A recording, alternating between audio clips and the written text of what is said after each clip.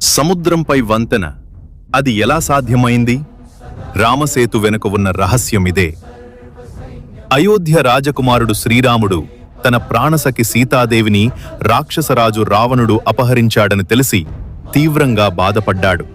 ఆమెను తిరిగి తీసుకురావాలని సంకల్పించి తమ్ముడు లక్ష్మణుడితో కలిసి అడవుల్లో వెతుకుతూ సాగాడు.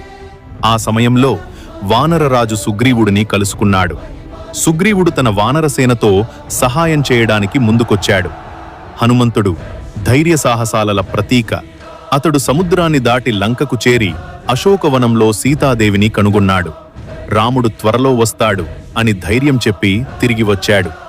ఇప్పుడు పెద్ద సవాలు సముద్రం. దాన్ని ఎలా దాటాలి?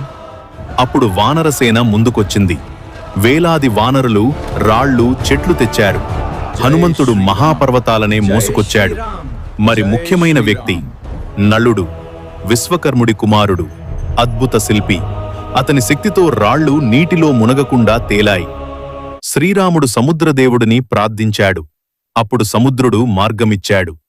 అలా అందరి సహకారంతో నిర్మించబడింది అద్భుతమైన రామసేతు. ఆ వంతెన మీదుగా రాముడు, లక్ష్మణుడు, వానరసేన లంకకు ప్రయాణం ప్రారంభించారు. ఒక్కరి శక్తి కాదు, కలిసికట్టుగా పనిచేస్తే ఏదైనా సాధ్యం.